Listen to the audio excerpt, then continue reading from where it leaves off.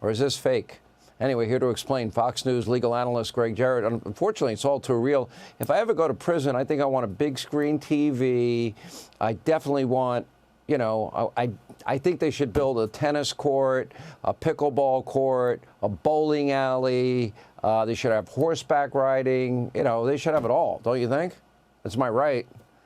And a keg of beer. Don't forget free beer.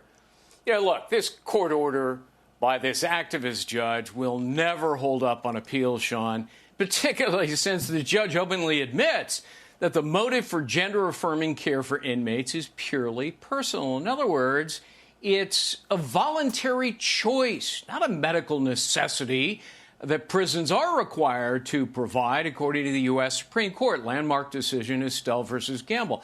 There's no constitutional right for preference treatment in prison. Only adequate care, which is not the same thing as care outside of prison. So, failure to provide hormone therapy, gender-conforming undergarments, sorry, that ain't cruel and unusual punishment under the Eighth Amendment because they're not essential. They do not meet the adequate standard under the law. So this order ain't going to last long. Yeah, the prison it is partly about a punishment. It is partly about losing your freedom. It's not supposed to be a country club, and the word deterrence is supposed to mean something, so you don't want to ever go back there.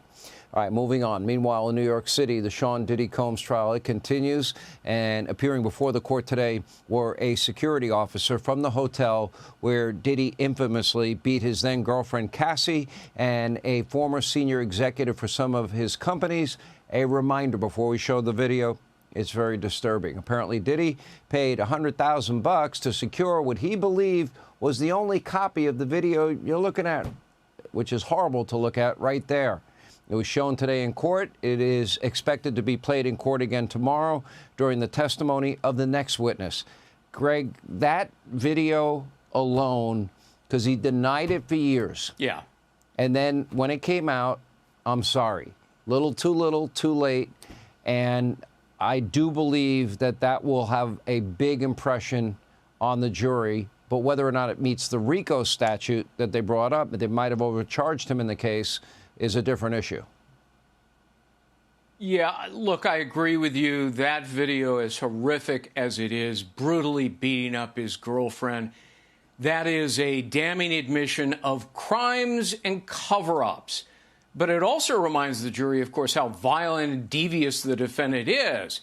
And it's legally relevant, Sean, to your question, because in addition to sex trafficking, Combs is charged with racketeering. So all of this evidence of the bribery, kidnapping, arson, blackmail, obstruction, all of it supports the prosecution's theory of a criminal enterprise, which is racketeering under the law. He allegedly ran a decades-long scheme and an operation like a mob boss, backed up with violence and threats, all of it focused on sexual abuse.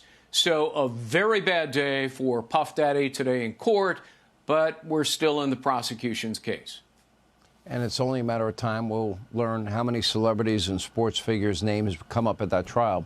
All right, finally, Greg, tonight, you may remember that the mayor of Newark was recently arrested for trespassing on the grounds of a federal immigration center. Those charges were eventually dropped. Now the mayor, who's also running for governor, is suing, claiming a false arrest and malicious prosecution. I don't see a case here, but maybe you do.